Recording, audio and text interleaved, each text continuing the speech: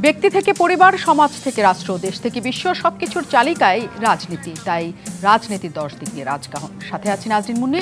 নিবেদন করছে জিপিএস ইস্পাত। 2200 কোটি টাকা সুদ মকুব করা হয়েছে, অথচ 50,000 টাকার জন্য কৃষককে গ্রেপ্তার করা হয়। আর্থিক খাতের এমন নানা অনিয়ম ও বিশৃঙ্খলা সংসদে তুলে ধরে গতকাল সোমবার জাতীয় পার্টি ও স্বতন্ত্র এমপিরা বিদেশে কারা অর্থ পাচার করছেন, বিদেশে বাড়ি কিনেছেন, তাদের চিহ্নিত করার দাবি জানিয়েছেন। সরকার দলের অনিয়ম দুর্নীতির চিত্র তুলে ধরতে গিয়ে বিএনপি মহাসচিব বলেছেন, ক্ষমতাসীনদের ক্ষুধা সর্বগ্রাসী। জলবায়ু পরিবর্তন থেকে শুরু করে সকল তহবিলে তাদের দুর্নীতির খবর সব জায়গায় তারা পাচ্ছে। তারপর আবার যেন এবং এই দুর্নীতিকে কেন্দ্র করে বিএনপি তাদের মতো করে আন্দোলন করতে চাইছে। তবে তাদের আন্দোলন যেন অগ্নি সন্ত্রাসের দিকে না যায় এবং জ্বালাও পোড়ার দিকে না যায়, সেদিকে তীক্ষ্ণ নজর রাখছে আওয়ামী লীগ। তারা বলছে, কোনো রকমের সন্ত্রাস মেনে নেওয়া হবে না আন্দোলনের নাম করে। বিএনপি আসলেও এই দুর্নীতিকে ইস্যু করে আবার নতুন করে আন্দোলন জমাতে পারবে কিনা, এবং সরকার আসলে যে পরিস্থিতিতে এই মুহূর্তে আছে সেই পরিস্থিতি সামলে এই দুর্নীতির যে অভিযোগ উঠেছে তা থেকে বের হয়ে তাদের সুনাম অক্ষুণ্ণ করতে পারবে কিনা, সেটাও এখন বড় প্রশ্ন হয়ে দাঁড়িয়েছে। আমরা সব কিছু নিয়ে আলোচনা করতে চাই আসলে, যে বাংলাদেশ দুর্নীতিতে আবারও অনেক শীর্ষে চলে যাচ্ছে কিনা, বা সরকার শূন্য সহনশীলতার কথা বলে দুর্নীতিকে এক ধরনের প্রশ্রয় দিচ্ছে কিনা। ব্যাংকিং খাতে যা চলছে সেই চলমান প্রক্রিয়া পেছনেও সরকার আছে কিনা, সেসব উত্তরও আমরা জানতে চাই। আমাদের সাথে অতিথিরা আছেন, আমরা তাদের কাছে যেতে চাই এইসব প্রশ্নের উত্তর জানার জন্য। আমি শুরুতেই পরিচয় করে দিই, অ্যাডভোকেট নুরজাহার বেগম মুক্তা আছেন আমাদের সাথে, সাবেক সংসদ সদস্য আওয়ামী লীগ। আছেন আমাদের সাথে আজিজুল বারী হেলাল, তথ্য সম্পাদক বিএনপি। আছেন নুরুল ইসলাম ওমর, সাবেক বিরোধী দলীয় চিফ হুইপ এবং জাতীয় পার্টির চেয়ারম্যানের উপদেষ্টা। এবং দর্শক আপনারা আছেন আমাদের সাথে। আমরা একটু আলোচনা করি, যেহেতু চলমান আছে দুর্নীতির প্রসঙ্গ, এবং আজও ভ্যাট কমিশনারের কে বিরুদ্ধে দুদক মামলা করেছে। 3 মোবাইল অপারেটরের বিরুদ্ধে যতগুলি ভ্যাট ছিল তিনি তা মৌকুব করে দিয়েছিলেন। কাজে আমরা প্রতিদিনই এমন কোনো খবর পাচ্ছি যার সাথে দুর্নীতি জড়িত। নুরুল ইসলাম ওমরকে দিয়ে আমরা শুরু করি, সাবেক বিরোধী দলীয় চিফ হুইপ তিনি এবং জাতীয় পার্টির চেয়ারম্যানের উপদেষ্টা। অনেক ধন্যবাদ, আপনি আমাদের সাথে যুক্ত আছেন। বিএনপি সরকার বিরোধী আন্দোলন জমাতে চাইছিল, কারণ তারা আসলে তত্ত্বাবধায়ক সরকার অধীনে নির্বাচন চায়। কিন্তু সেই আন্দোলন একবারেই বিশ্লেষকদের কাছে, জনমনের একাংশের কাছে মনে হয় কোনোভাবেই সেটি আসলে সফল হয়নি। কিন্তু দুর্নীতি নিয়ে তারা নতুন করে মাঠে নামতে চাইছে, এবং যা চলছে এখন দেশে এই দুর্নীতি বিষয়ক, তা নিয়ে জাতীয় পার্টির নিজস্ব অবস্থান আসলে কি? ধন্যবাদ আমার সঙ্গে দুজন সহ আলোচক এবং টিভির পর্দায় যারা আছেন, আসসালামু আলাইকুম। দেখুন, বিরোধী দলের দায়িত্ব সেটাই আমার মনে হয় যে বিএনপি জাতীয় পার্টি পালন করছে। তার কারণ যে দেশে যে দুর্নীতির যে চিত্র আস্তে আস্তে সাধারণ মানুষের কাছে যেটা ফাঁস হয়ে যাচ্ছে, দেশের সাধারণ মানুষ তো এত খবর রাখে না। এখন আস্তে আস্তে মিডিয়ার মাধ্যমে মানুষ যেটা জানতে পারছে, তাতে এই দুর্নীতি মানুষ কখনো আশা করে না। বা আমরা যারা স্বাধীনতা যুদ্ধ করেছি, সেই স্বাধীনতা যুদ্ধ যে আমাদের চাওয়া পাওয়া ছিল, সেই চাওয়া পাওয়ার মধ্যে দুর্নীতি একটা ইম্পর্টেন্ট বিষয় ছিল, যেটা আমরা দূর করব। নাগরিক অধিকার, গণতন্ত্র, বৈষম্য এগুলো থাকবে না, এটা আমরা সেই সময় আমাদের দেশের মানুষের কাছে বলেছি। দেশের মানুষ আমাদের সঙ্গে স্বাধীনতা যুদ্ধে অংশগ্রহণ করেছে। কিন্তু আজকে আমরা কি দেখছি, আজকে যে হারে দুর্নীতি হচ্ছে, দেখুন, আমি যেটা বলতে চাই যে একটা সময় এসে যাচ্ছে যে দুর্নীতির বিরুদ্ধে কথাই বলা যাবে না। সমাজে এত গুরুত্বপূর্ণ মানুষরা, ক্ষমতাধর মানুষরা দুর্নীতির মধ্যে নিমজ্জিত হয়ে গেছে, যার কারণে দেশের সাধারণ মানুষরা দুর্নীতির বিরুদ্ধে কথাই বলতে পারবে না, এমন একটা সময় এসে যাচ্ছে। কেন কথা বলতে পারবে না? ভয়ে? হ্যাঁ, এটা তো আপনি বুঝতে পারছেন। আমি তো যেটা বললামই আপনাকে, যে সমাজের গুরুত্বপূর্ণ ব্যক্তি, ক্ষমতাধর ব্যক্তি, এটার পরে আর কিছু বলতে হয় না, কেন বলতে পারবে না, এটা আপনি ভালো বোঝেন। এই মানুষগুলো যখন দুর্নীতির মধ্যে নিমজ্জিত হয়ে যায়, তো সাধারণ মানুষ কিভাবে কথা বলবে? ক্ষমতাধর ব্যক্তিদের ওপরে তো আর সাধারণ মানুষের ক্ষমতা নাই। তো এই জন্যই বলছি যে একটা সময় এসে যাচ্ছে যে এই দুর্নীতির বিরুদ্ধে কথা বলাও একটা অনেক সাহসের বিষয় হয়ে যাবে। তো আজকে আপনি জানতে চেয়েছেন যে আমরা জাতীয় পার্টি আমাদের ভূমিকা, সেটা তো দেখছেন পার্লামেন্টে আমাদের জাতীয় পার্টির যারা মেম্বার আছে তারা দুর্নীতির বিরুদ্ধে কথা বলছে, আমরা তো দুর্নীতির বিরুদ্ধে কথা বলছি, কিন্তু আমাদের সংখ্যাটা এত কম পার্লামেন্টে, এই অল্প সংখ্যককে সরকার তো গুরুত্ব দেয় না। তারা আর বিএনপি তো পার্লামেন্টে নাই, যদিও বিএনপি রাস্তার একটা বিরোধী দল। তো এখন এটা আমাদের খালি বিএনপি জাতীয় পার্টি নয়, এটা আমাদের সবারই একটা দায়িত্ব হয়ে পড়েছে যে যেন দুর্নীতি নির্মূল আমাদেরকে করতেই হবে। দুর্নীতি যদি নির্মূল না করি তাহলে আগামী দিনে আমাদের ভবিষ্যৎ বংশধর যারা, তাদেরকে আমরা কোথায় রেখে যাচ্ছি? প্রশ্ন আগামী দিন পর্যন্ত আসলে যাওয়ার ক্ষেত্রে আমরা এখনই যে জটিলতায় পড়েছি আমাদের অর্থনীতির দিক থেকে, সেটা আসলে অর্থনৈতিক জটিলতা তো আছেই, নিশ্চয়ই আমরা উত্তরাতে পারবো কিনা আমরা সেটা নিয়েও নিশ্চয়ই আসবো। আজিজুল বারী হিরার আছেন আমাদের সাথে, তিনি তথ্য সম্পাদক বিএনপি। অনেক ধন্যবাদ, আপনি আমাদের সাথে আছেন। আওয়ামী লীগের সময় আওয়ামী লীগ সবসময় একটা কথা বলে থাকে যে বিএনপি টানা চ্যাম্পিয়ন ছিলেন দুর্নীতিতে। সেখানে আওয়ামী লীগ 13 নম্বর 14 নম্বরে ছিল, এখন 12 নম্বরে আছে। কাজেই দুর্নীতির প্রসঙ্গে আসলে বিএনপির অন্তত কথা বলাটা উচিত না। তাহলে চলমান যেসব দুর্নীতি প্রকাশ্য হচ্ছে, সেটা আপনাদের কথা আসলে কি জনগণের কাছে গ্রহণযোগ্য হবে কিনা? ধন্যবাদ, আপনি যে যুক্তি দিলেন যে বিএনপি দুর্নীতি করেছে অতীতে, এই জন্য আমি তাই নাই, এটা আওয়ামী লীগের, হ্যাঁ, এই জন্য বিএনপির দুর্নীতি নিয়ে কথা বলা উচিত না।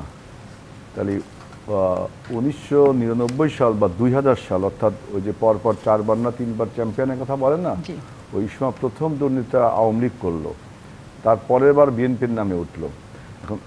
এখন তো আপনার মেগা দুর্নীতি, এখন তো একদম হরিহর দুর্নীতি। তাহলে আওয়ামী লীগেরও দুর্নীতি নিয়ে কথা বলা উচিত না? ওই যুক্তিতে আওয়ামী লীগ তো দুর্নীতি করেছে, স্বীকার গেছে, আপনার আওয়ামী লীগের বড় বড় নেতারাই স্বীকার যাচ্ছে। আওয়ামী লীগের একজন আপনার এমপি, আপনার 14 দলীয় জোটের আপনার দিলীপ বড়ুয়া সাহেব বলছেন যে এই সংসদে 80% লোক চোরাচালানির সাথে জড়িত। 80% নির্বাচিত, মানে দিলীপ বড়ুয়ার স্টেটমেন্ট কি আসলে আমরা, আমি বলি আমার কথা, আপনি আর একটু পরে বলেন, আমি একটা বলি, তারা চোরাচালানের সাথে জড়িত, এবং যার ফলে আপনার এই যে আনার একজন সংসদ সদস্য আপনি নৃশংসভাবে বা যা কিছু দেখছেন আপনারা, এবং পুলিশ প্রধান এই সরকার কে গত 2টি নির্বাচনে যিনি এককভাবে ক্ষমতা এনেছেন, তার নির্বাচন তো বাংলাদেশে হয় না, প্রশাসনিক কায়দায় পুলিশি কায়দায় ক্ষমতা আনা হয়, তার বিরুদ্ধে দেখেন দুর্নীতির কত কথা।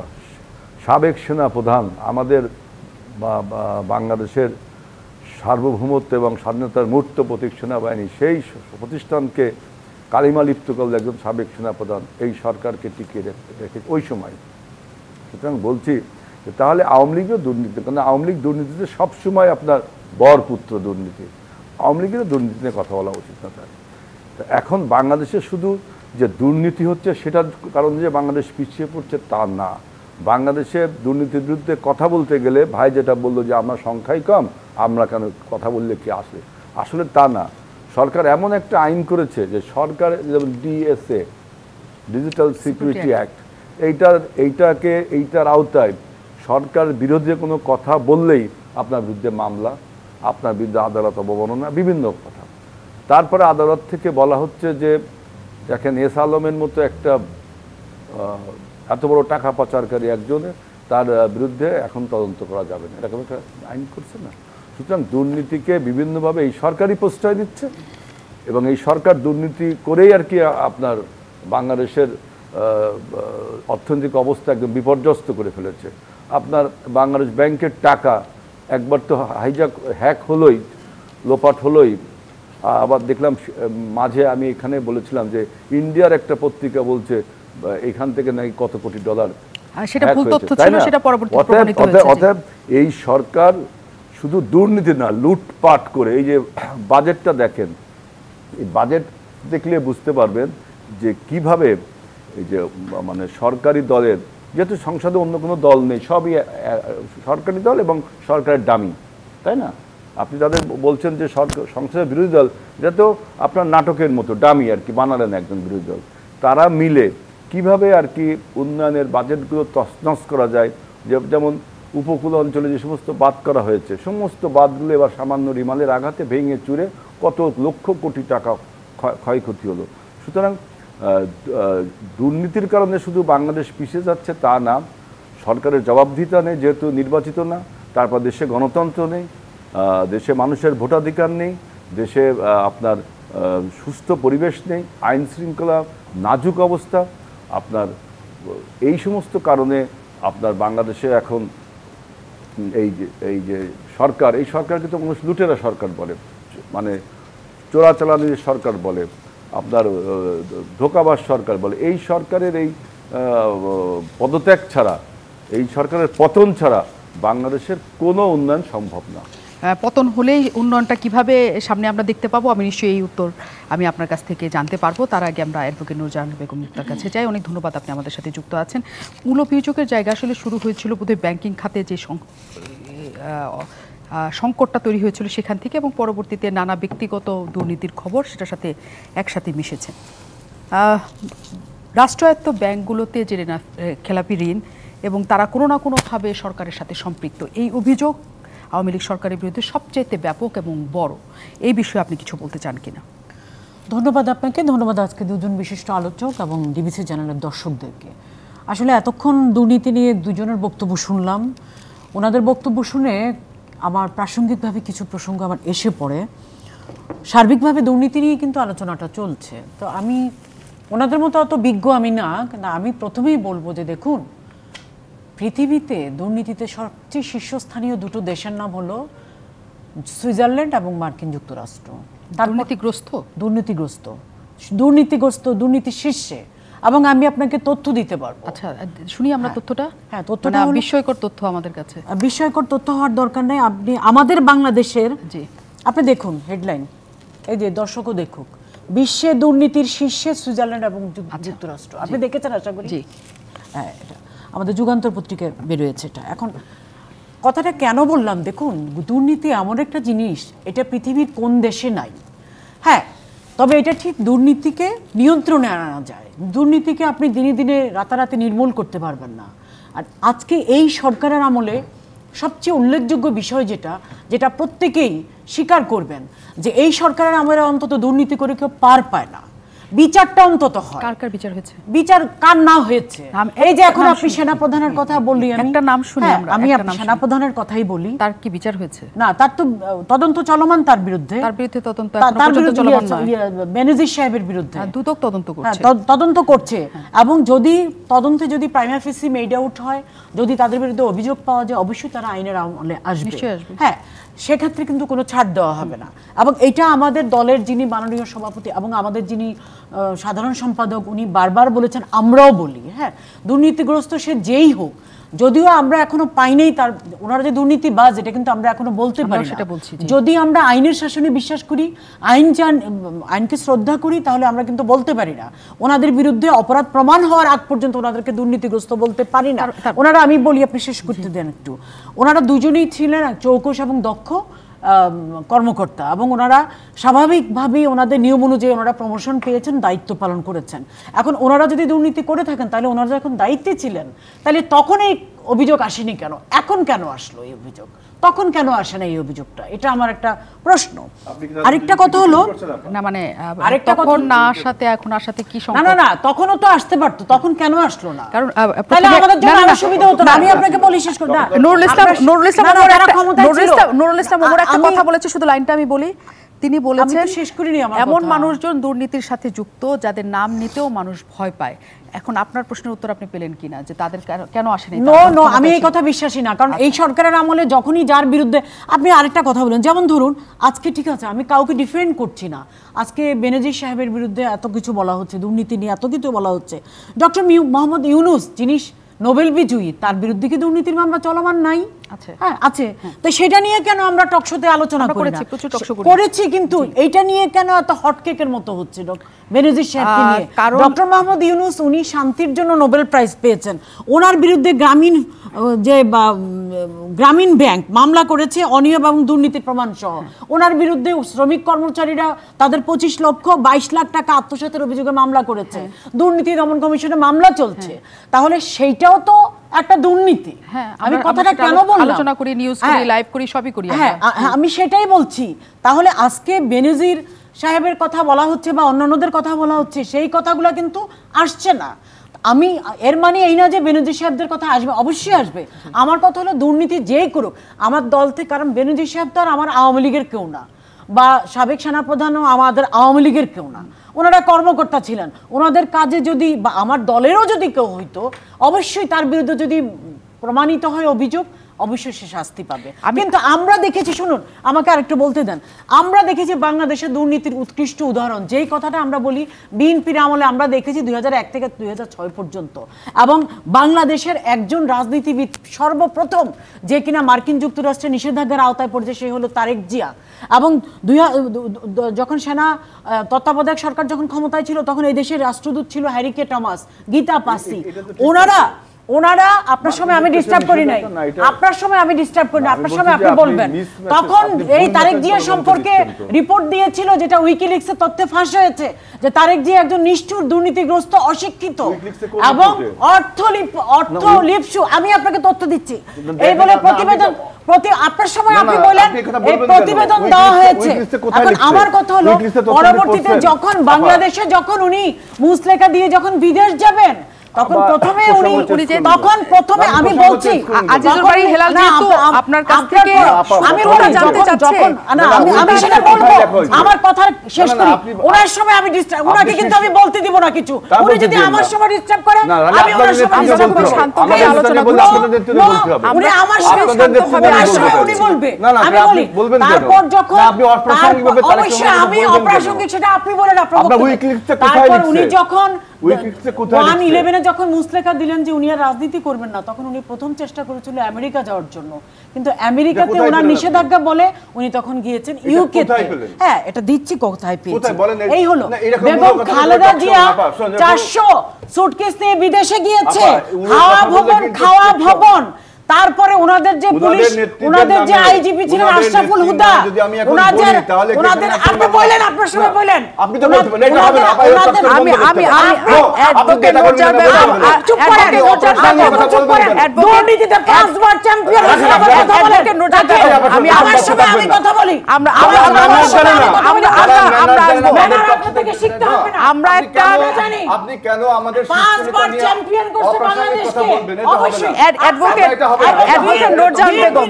আমি একটু কথা বলি, আমরা একটু কথা বলি, দর্শক আমরা একটা বিরতির পর অনেক ধন্যবাদ দর্শক আমাদের সাথে যুক্ত হওয়ার জন্য। আমরা আছি অতিথিদের সাথে নিয়ে, আমাদের সাথে নুরুল ইসলাম ওমর আছেন, তিনি সাবেক বিরোধী দলীয় চিফ হুইপ এবং জাতীয় পার্টির চেয়ারম্যানের উপদেষ্টা। নুরুল ইসলাম ওমর, আমরা আসলে যে আলোচনাতে ছিলাম, সবসময় বিএনপি আওয়ামী লীগ তো মুখোমুখি থাকেই, কারণ একজন আরেকজনের উপর দোষ দেবে, এটাই স্বাভাবিক, যে তারা কি করেছে সেটা নিয়ে। কিন্তু আসলে যে পরিস্থিতি এখন চলছে, আওয়ামী লীগ টানা 16তম বছরের মতো পৌঁছেছে তাদের শাসন ব্যবস্থায়, আওয়ামী লীগের উদাহরণ তো বিএনপি হতে পারে না, আওয়ামী লীগের অন্য জায়গায় যাওয়ার কথা, কিন্তু এই উদাহরণ দেওয়ার প্রবণতা মানে কেন নিজেদের নির্বাচনের জন্য, মানে আপনাদের জায়গাটা থেকে আপনাদের কি মনে হয়? না, আমি যেটা বলতে চাই, দেখেন এখানে এই যে কথাবার্তাগুলো এসছে তার মধ্যে দিয়ে আমি কিছু কথা বলতে চাই।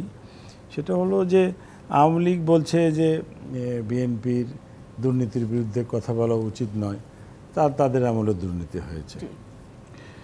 তো এই কথাগুলো কতটুকু সঠিক, তার কারণ যে বিএনপি তো এখন ক্ষমতায় নেই, অতএব হলো দুর্নীতির বিরুদ্ধে সবারই কথা বলা উচিত। আবার আওয়ামী লীগ এটা বুঝতে পারছে কিনা তা জানি না, যে এই যে দুর্নীতি যেটাই হোক না কেন, যেই করুক না কেন, তার বিরুদ্ধে আওয়ামী লীগেরও কথা বলা উচিত, বিএনপিরও কথা বলা উচিত, আমাদেরও কথা বলা উচিত। আমরা যদি সত্যিকার দেশের মানুষকে ভালোবাসি, রাজনীতি তো মানুষের কল্যাণের জন্য, এই মানুষের কল্যাণের জন্য যদি আমরা রাজনীতি করি, তাহলে আমাদেরকে এইসবের বিরুদ্ধে কথা বলা উচিত। সে যেই হোক না কেন। এখানে যে বিষয়গুলো নিয়ে এখন বিএনপি যেটা বলছে, আবার আওয়ামী লীগ যে সত্যিকার যে দুর্নীতি করছে তাকে বাঁচানোর জন্য হোক বা তার নিজেদেরকে সেভ করার জন্য যে যুক্তি দিচ্ছে, তা আসলে কিন্তু জনগণ এই যুক্তি আর শুনতে চায় না। মানুষ কিন্তু এই যুক্তিগুলো পছন্দ করে না। এখন আওয়ামী লীগের নেতৃবৃন্দ এটা বুঝতে পারছে কি না সেটা আমি জানি না। তো এখন যেমন ধরেন যে এই সরকার পতনের রাজনীতি চলছে, এই দেশে তো অনেক পতন হয়েছে, স্বাধীনতা যুদ্ধ থেকে শুরু করে এ পর্যন্ত অনেক পতন হয়েছে, এবং সেই পতনে সবসময় জনগণকে বোঝানো হয়েছে যে এই পতন হলেই দেশের মানুষের মঙ্গল হবে, দেশের মানুষ মুক্তি পাবে, দেশের মানুষের সব পরবর্তী সরকার ভালোভাবে চালাবে। কিন্তু সেটা কি হয়েছে? সেটা হয় নাই। তো সেটা যেহেতু হয় নাই, আমাদেরকে প্রস্তুতি নিতে হবে যে আমরা পরবর্তীতে যেই ক্ষমতায় যাই না কেন দেশের মানুষের জন্য মঙ্গল হয়, বা অতীতে যা থাকে তার চেয়ে যেন ভালো অবস্থানে ফিরে আসে। এই বিষয়টা আমাদেরকে লক্ষ্য রেখে আমাদের দলগুলোকে সেভাবে গোছাতে হবে। আমাদের দলের মধ্যে একটা ডেমোক্রেসি পদ্ধতি নিয়ে আসতে হবে, গণতান্ত্রিক পন্থা নিয়ে আসতে হবে। কিন্তু আমরা সেদিকে যাচ্ছি না। সেদিকে না যাওয়ার কারণে কিন্তু আজকে মানুষ আমাদের এই কথাগুলো আর বিশ্বাস করে না। মানুষের কাছে এই জিনিসগুলো আর আসছে না এই কারণে, কারণ সবাই নিজেকে বাঁচাতে। আরেকটা কথা বলবো, সেটা হলো যে দেখুন ওনারা দুইজনের মধ্যে যেটা কথা হয়েছে, বেনজির সাহেবের বিষয় নিয়ে হেলাল সাহেব কথা বলেছে, আবার আপাও বলছে যে এতদিন অভিযোগ উঠল না কেন। কেন এটা উনি দুর্নীতি করছেন, আমার অভিযোগ কেন দিতে হবে? সরকারের কাছে সমস্ত সংস্থা আছে, তো সরকার এটা বুঝতে পারলো না কেন, জানতে পারলো না কেন? এই জায়গায় সব সরকারই এটা ব্যর্থতা। তাকে তো জানতে হবে যে আমার এই কর্মকর্তা কি ধরনের দুর্নীতি করছে, সেই দায়িত্ব সরকারের তরফ থেকে ছিল। এখন যে অভিযোগটা উঠছে কেন, উনি অত্যন্ত ক্ষমতাবান মানুষ ছিলেন, তো ওনার সময়ে যদি সাধারণ মানুষ বা বিরোধী দল থেকে যে কেই হোক না কথা বললে হয়তো সে ক্ষতিগ্রস্ত হওয়ার আশঙ্কা ছিল, যার কারণে হয়তো কথাটা ওঠে নাই। কিন্তু এইটার অ্যানসারটা যদি সরকার বা আওয়ামী লীগ পক্ষের লোকেরা এভাবে দেয়, এটা তাহলে জনগণের কাছে সেটা ভালো মেসেজ যায় না, একদমই যায় না। আজিজুল বারী হেলাল কাছে তাহলে আমি একটু শুনি। আজিজুল বারী হেলাল বলছিলেন বিরতিতে যাওয়ার আগে যে সরকার পরিবর্তন হলে এই সব অনাচারের শেষ হবে। আপনি বলছিলেন যে লুটপাটের সরকার বলা হয়, সরকার শেষ হলেই কেমন করে শেষ হবে? কারণ আমরা ধাপে ধাপে যতগুলি সরকার দেখেছি, এবং জাতীয় পার্টি এরশাদ সরকারের বিরুদ্ধেও দুর্নীতির অভিযোগ ছিল এই দেশে, আসলেও শেষ হবে আওয়ামী লীগ চলে গেলে? শুনুন, যখন অ্যাকাউন্টেবিলিটি থাকে, জবাবদিহিতা থাকে, জবাবদিহিতা স্বচ্ছ থাকে, তখন কিন্তু আপনার দুর্নীতি বলেন, সন্ত্রাস বলেন, বা যে কোনো চোরাকারবারি গান, এগুলো করা দূরহ ব্যাপার হয়ে যায়। যেহেতু বর্তমান সরকারের কোনো অ্যাকাউন্টেবিলিটি নেই, অ্যাকাউন্টেবিলিটি কার কাছে? To the people. আপনার সংসদ সদস্যরা যদি আপনার জনগণের কাছে অ্যাকাউন্টেবল না হয়, যে প্রত্যেক 5 বছর অন্তর অন্তর যদি জনগণের কাছে একবার সংসদে যেতে হয়, তাহলে কিন্তু আপনার এদেশের দুর্নীতি বলেন, সন্ত্রাস বলেন, রাহাজানি বলেন, সব কমে যাবে। যেহেতু বাংলাদেশের ভোট প্রক্রিয়া স্বচ্ছ না, যেহেতু বাংলাদেশে একক একটা নির্বাচন হয়, ডামি নির্বাচন হয়, রাতের ভোট দিনের ভোট রাতে হয়, ভোটার বিহীন হয়, এই জন্য সংসদ সদস্যরা যাচ্ছে তাই ভাবে আপনার নিয়ম কানুন নিজেদের স্বার্থে বানায়, এবং এই চুরি দাঁড়ি করলে তার কোনো জবাবদিহিতা থাকে না। আপনি দেখেন যে বেসিক ব্যাংক থেকে যে ধ্বংস করলো আব্দুল হাই বাচ্চু, সে কিন্তু এখনও ধরাছোঁয়ার বাইরে, প্রায় 5-7 বছর তার বিরুদ্ধে কথা বলার পরও সে কীভাবে দেশ থেকে পালিয়ে গেল। ইভেন পুলিশ প্রধান তিনি কীভাবে বিদেশ থেকে চলে গেলেন। পিকে হালদার, তার কতদিন ধরে তার ধরে কথা হচ্ছে, তিনি ভারতে যায় গ্রেফতার হলেন। সুতরাং মানে জবাবদিহিতা নেই, কারণ এই সমস্ত যে দুর্নীতিবাজ অলিগার্ক যে গোষ্ঠী বাংলাদেশে তৈরি হয়েছে, আপনার যে ক্রনিক ক্যাপিটালিজমের যে আপনার ডিসাইপেলগুলো তৈরি হয়েছে, এরা ক্ষমতার সাথে এমনভাবে জড়িত যে এদের কিছু হলে আপনার ক্ষমতার তখ্তে তাউস নড়ে যাবে। যেমন ধরেন সামিট গ্রুপ বিশ্বের এখন সবচেয়ে বেশি ধনী, মানে কততম ধনীদের মধ্যে একজন হয়েছে। বাংলাদেশ থেকে বিদ্যুৎ খাতে যে পরিমাণ ধ্বংস করে চলে গেল সিঙ্গাপুরে। আপনার এরকম আপনার অনেক অনেক। আজিজুল বারী হেলাল, আমি একটা কথা শুধু আপনাকে একটা প্রশ্ন জিজ্ঞেস করতে চাই। আপনি বলছেন যে সরকারের যেহেতু জবাবদিহিতা নাই, ফলে এইসব তৈরি হয়েছে, মানে দুর্নীতির ক্ষেত্রে অনেক বড় বড় অবস্থান তৈরি হয়েছে। যখন বিএনপির উদাহরণ দেন তারা, বা বিএনপি আসলেও বিএনপির সময়কালে 5 বারের চ্যাম্পিয়ন দুর্নীতিতে, বিএনপি সময় 5 বার, এই তথ্যটা কিন্তু আচ্ছা আমি তথ্য ভুল, 2000 সাল থেকে এই টিআই এই রিপোর্টটা করে, তখন কিন্তু 2000 সালে আওয়ামী লীগ ক্ষমতায় ছিল। জি, আচ্ছা 4 বার বা 3 বার যে প্রসঙ্গটা থেকে শুরু হয়েছে, হ্যাঁ আপনি এটা বলেছেন। আমি শুধু জানতে চাই যে তখন প্রত্যেকটা সরকার আসলে জনগণের প্রতি মানে জবাবদিহি করতে হতো, কারণ 5 বছর পর আমরা নির্বাচন পেয়েছি, তখন কেন এত দুর্নীতি হতো? মানে রাজনীতিবিদদের মধ্যে এই ব্যাপারটা আছে আমাদের, নাকি আসলে কিছু? দেখেন এখন যে ঢালাও দুর্নীতি আমাদের, আপনার ব্যাংকিং খাতে আপনার এখন $1 বিলিয়ন মতো রিজার্ভ রয়েছে, 3 বিলিয়ন দেখলাম, এক মাসের আমদানি ব্যয় মেটাতে পারবে না। 13 বিলিয়ন আছে, 13 বিলিয়ন আমি আজকে দেখলাম 3 বিলিয়ন, আজকে একটা রিপোর্ট দেখলাম 3 বিলিয়ন আছে নাকি, তার মানে এক মাসের আমদানি ব্যয় মেটাতে পারবে না। এবং ব্যাংকিং খাতে আপনার ঈদের সময় মানুষ আপনার অ্যাডভান্স টাকা তুলতে পারছে না, ব্যাংকে টাকা নেই। আপনার ডলারের দাম এমন বাড়ছে যে যখন আপনি পণ্য আমদানি করছেন সেই পণ্যের দাম এমনি বেড়ে যাচ্ছে। অর্থাৎ বাংলাদেশে এখন যে মূল্যস্ফীতি, ইনফ্লেশন, অর্থাৎ মানুষের দ্রব্যমূল্য ক্রয়সীমার বাইরে, এটা সরকারের এই ভুল নীতির কারণে ডলারের দাম এবার ইচ্ছে করে দেখলাম বাড়ালো, 110 টাকা থেকে 118 টাকা করলো। তাহলে কি আমদানি করছে যে পণ্যটা, সেই পণ্যটার আপনার দাম অলরেডি বেড়ে যাচ্ছে, কিন্তু জনগণের কাছে সেই ক্রয় ক্ষমতা নেই। আপনি বাজেটে দেখেন এবার আপনার যে দেখেন সামাজিক যে নিরাপত্তা খাত, অর্থাৎ বয়স্ক ভাতা, বিধবা ভাতা, এইসব জায়গায় যদি আপনি টাকা বাড়াতেন তাহলে কিন্তু এই মূল্যস্ফীতিটা অনেকটা সহনীয় পর্যায়ে আসতো। অর্থাৎ জনগণের কাছে জবাবদিহিতা নেই, যেহেতু ইচ্ছামতো একটা নির্বাচন করে তারা ক্ষমতায় আসে, অতএব এই যে দুর্নীতি বা অপশাসন এইসবের কোনো জবাবদিহিতা নেই। না থাকলেও আমরা সেটাই আসলে দিন শেষে দেখি যে সরকার চাইলেও হয়তো পুরোটা পারে না, কারণ দলের যারা থাকেন নেতাকর্মী তাদের খুব বেশি নিয়ন্ত্রণ হয়তো সরকারটা নিজের কোয়ালিটিতে নির্বাচিত হয়নি, এটা কিন্তু ইম্পর্টেন্ট। সরকার যদি নিজের কোয়ালিটিতে নির্বাচিত হয়নি, কিছু ক্রনিক ক্যাপিটালিস্ট, কিছু আইন আপনার ল এনফোর্সিং এজেন্সিস, এদের যে ক্ষমতায় সরকার ক্ষমতায় আসছে, অর্থাৎ এদের যে দুর্নীতি, এই ক্রনিক ক্যাপিটালিজম এবং ল এনফোর্সিং এজেন্সি এবং প্রশাসনের যে দুর্নীতি, এই দুর্নীতি সরকার নিয়ন্ত্রণ করতে পারবে না। অ্যাডভোকেট নুরজান বেগম মুক্তা, সরকার নিয়ন্ত্রণ করতে পারবে না সেটি তারা বলতে চায়। এবং আমি আপনাকে আসলে যে প্রশ্নটা করেছিলাম যে ব্যাংকিং খাত নিয়ে যে অভিযোগটা আপনাদের উপর সবচেয়ে বেশি, সেটা নিয়ে আপনার আসলে কোনো উত্তর আপনাদের আছে কিনা? দেখুন, আমি প্রথমে আপনার কাছে আশ্বস্ত হতে চাই যে আমি বলতে পারবো কিনা বাধাহীনভাবে। হ্যাঁ, এবং আপনি দেখেছেন আমি কখনোই, শুধু এই টকশো না, কোনো টকশোতেই আমি কোনো প্রতিপক্ষের বক্তব্যে আমি হস্তক্ষেপ করি না। তার বক্তব্য সে বলবে, আমি আবার বক্তব্য বলবো। আমার কোনো বক্তব্য পছন্দ না হলে তার বক্তব্যের সময় সেটা প্রতিবাদ করবে, তথ্য উপাত্ত দিবে। এরপর আপনার বক্তব্য লিখে রাখবে, আপনি শুরু করেন। আমার প্রথম কথা হলো, উনি একটা জিনিস জানতে চেয়েছেন কোথায় এই কথাটা লেখা আছে। আজকে আজিজুল বাড়ি হেলাল এখানে বসেছেন একজন রাজনীতিবিদ, আমি একজন মুক্তিযোদ্ধার সন্তান, আমি ছাত্রলীগ করা, আমার মধ্যেও মুক্তিযোদ্ধার রক্ত, হ্যাঁ, এবং সত্য বলতে আমি বাধাপ্রাপ্ত হই না। আমার দলের জন্য যেটা ভালো সেটা আমি যেরকম বলবো, আমি সাদাকে সাদা বলি, কালোকে কালো বলবো। তার সাথে কি আমার কোনো শত্রুতা আছে? তার আদর্শ ভিন্ন, আমার আদর্শ ভিন্ন। আমি প্রথমেই বলবো, উনি জানতে চেয়েছেন, আমি তথ্য না নিয়ে কখনো আমি টকশোতে আসি না।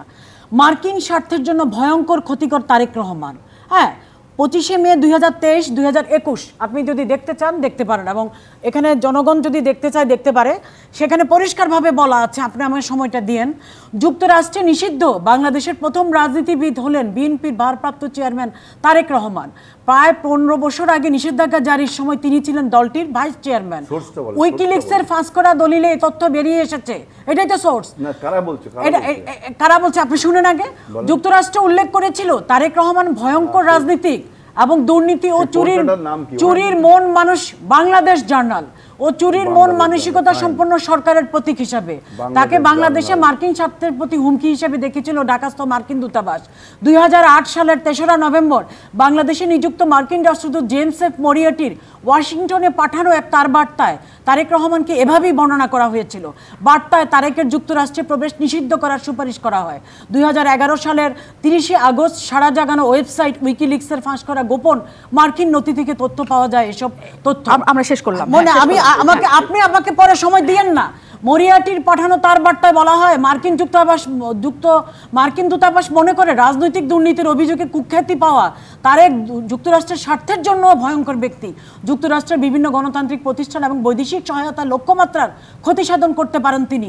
রাষ্ট্রদূত মরিয়াটি তারেক রহমানের বড় বড় দুর্নীতির কিছু উদাহরণ তুলে ধরেন। একই সঙ্গে তারেক যুক্তরাষ্ট্রে প্রবেশ করতে সক্ষম হলে যুক্তরাষ্ট্রের জন্য এর বিরূপ প্রভাব কি হতে পারে সেটা তুলে ধরে নিজের উদ্বেগের কথা জানিয়েছিলেন।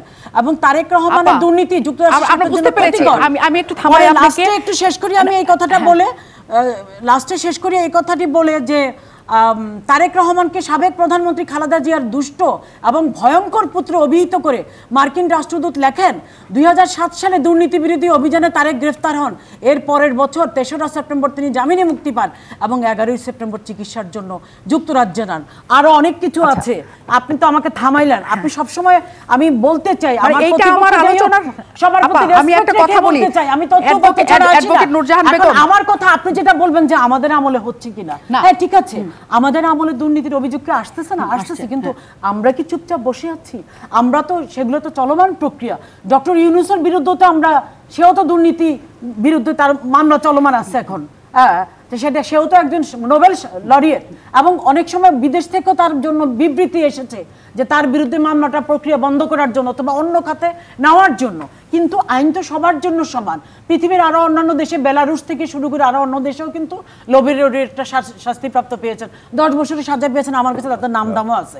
এখন আমার কথা হলো, আমাদের দেশে আপনি বেনজির বলেন বা ব্যাংক খাতের যে দুর্নীতির কথা বলেন, যেই বলেন, একটা জিনিস আপনাদের স্বীকার করতে হবে যে এই সরকার কোনোটাকেই কিন্তু ছাড় দিচ্ছে না, সবগুলোর বিরুদ্ধে ব্যবস্থা নেওয়া হচ্ছে, তা সে যেই হোক। কারণ মাননীয় প্রধানমন্ত্রী, বর্তমান যে সরকার 4 বার ক্ষমতায় আছে একটা না, এবং দুর্নীতি, মাদক এবং জঙ্গিবাদ, এই 3টার বিরুদ্ধে জিরো টলারেন্স।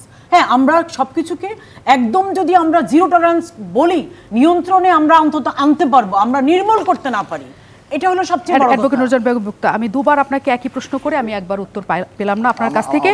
হ্যাঁ, আমি আসবো, অবশ্যই আসবো, আমি বিরতির পর আসতে চাই। আমি আসলে আমার উত্তর পেলাম না, আপনারা কেন বিএনপির দিকে নিয়ে যান আওয়ামী লীগ কেন বিএনপির দিকে নিয়ে যায়, আপনাদের স্বক্ষেত্রে আপনাদের কেন জবাবদিহিতার জায়গা নাই, আমরা এটা কোনোদিনও বুঝতে পারি না। আমরা বিরতির পর ফিরব। আমন্ত্রণ আরও একবার জিপিএস ইস্পাত নিবেদিত রাজকাহনে। আমরা আজকে কথা বলছিলাম দুর্নীতি মানুষকে রাজনীতি বিমুখ করছে কিনা সেটি নিয়ে, এবং আমাদের সাথে নুরুল ইসলাম ওমর বলছিলেন মানুষজন এসব আর আস্থা রাখে না এবং কারোর কথা বিশ্বাস করে না। যদি কাউকে সমর্থন করা হয় সেটি মানুষ আরও বিপরীতমুখীভাবে নেয় এবং তাদের কাছে আসলে ভালো মেসেজ যায় না।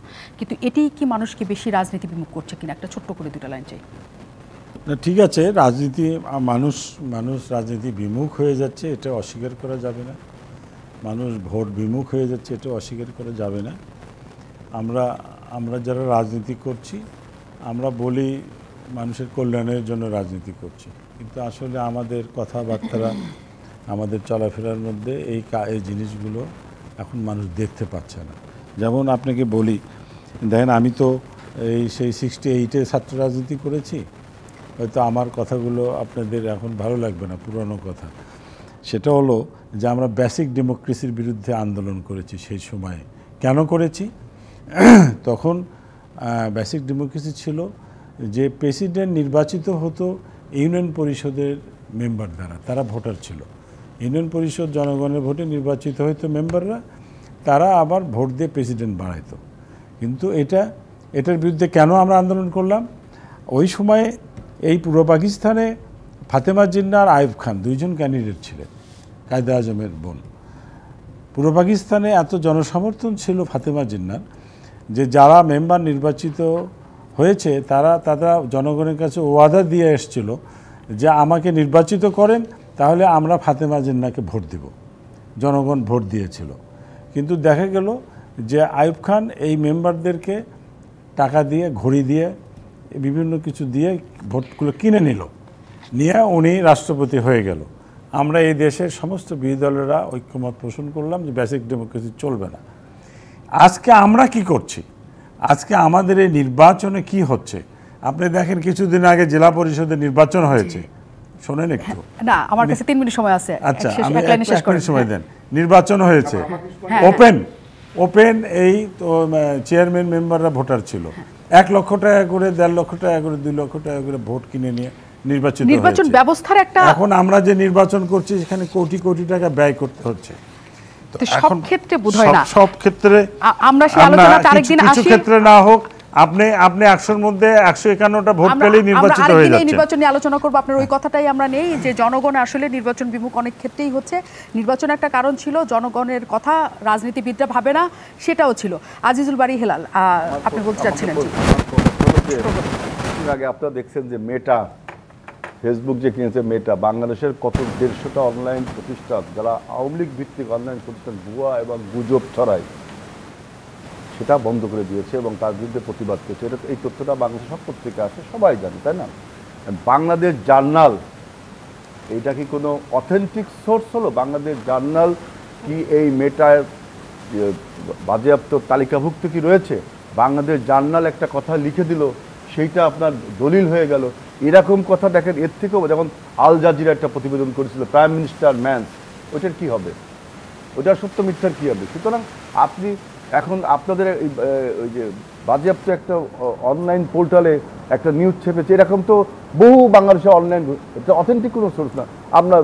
আপনাদের নেত্রীর নামে, আপনাদের নেত্রীর পরিবারের নামে, আপনাদের দলের নামে এরকম অনেক আপনার ফেসবুকে অজস্র কথা আছে না? এই সব কথাগুলো কি আপনি বলতে পারেন?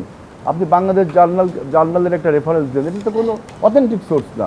আপনি নিজেই জানেন যে আপনাদের আওয়ামী লীগ সরকার এবং আওয়ামী লীগ দল 150টা অনলাইন পোর্টাল বানিয়েছে, ইউটিউবার বানিয়েছে, যেগুলো গুজব ছড়ায়, যেটা মেটা প্রতিবাদ করেছে এবং বন্ধ করেছে। সুতরাং এই সমস্ত মানে ভুয়া তথ্য দিয়ে জনগণকে বিভ্রান্ত করা যাবে না। অ্যাডভোকেট নূরজাহান বেগম মুক্তা, এটা বিভ্রান্ত করবেন না জনগণকে। ব্যাংকিং এর ব্যাপারে আমাকে প্রশ্ন করেছেন, আমি উত্তর দেওয়ার জন্য রেডি। আর উনি যে কথাটা বলেন বাংলাদেশ জার্নাল কেন, bdnews24.com, আপনি জানেন বাংলাদেশের একটা বিডি নিউজ, আমরা যেটাই বলবো সেটা আমাদের। আপনার সময় আমি বলি না, প্লিজ আপনি চুপ থাকেন, আপনি আমার সময় ডিস্টার্ব করবেন না। bdnews24.com এ bdnews24.com এ আপনি দেখেন, এখানে লেখা আছে, এখানে কি লেখা আছে? বিডি নিউজ, আমি আপনাকে দেখাচ্ছি, তারেকের যুক্তরাষ্ট্র প্রবেশে বাধার সুপারিশ ছিল, পোস্টে লেখা আছে এখানে। ওনার সমস্যাটা কি আমাকে বলতে দিচ্ছে না কেন? কারণ ওনার আমার জোরে কথা, আপনি জোরে কথা বলেন, অসুবিধা কি? আপনি বলেন। আপনার শুনেন, যুগান্তর পত্রিকায় এসেছে, যুগান্তর পত্রিকায় এসেছে, বিডি নিউজ 24 এ এসেছে, এবং এসেছে বাংলাদেশ জার্নালে এসেছে, এবং যতগুলো বড় বড় পত্রিকা সব পত্রিকায় এসেছে। আসার পরে এবং সেই সবগুলো পত্রিকা লেখা আছে, এগুলো জনগণও জানে। মূল কথাটা কি? মূল কথাটা হলো যে ওনারা সত্যটা স্বীকার করতে চায় না। ওনাদের নেতা, মেইন যে নেতা দুইজন, চেইন অফ কমান্ড, যে ওনাদের প্রথম দিক বেগম খালেদা জিয়া এবং তারেক জিয়া, ওনাদের কোনো দলের নেতৃত্ব নাই। কারণ যারা আছে তারা দুজনই দুর্নীতিগ্রস্ত, পুরো দলটাই দুর্নীতিবাজ। এবং বেগম খালেদা জিয়ার সাজা হওয়ার আগে ওনারা দুর্নীতি বিরোধী যে একটা ক্লজ ছিল দলের গঠনতন্ত্র থেকে, সেটা সরিয়ে ফেলেছে। না, তারা দুর্নীতিবাজ হলে মানে আওয়ামী লীগের এখন এই পয়েন্টে তাদের মানে সুখবরটা কি? আপনি তো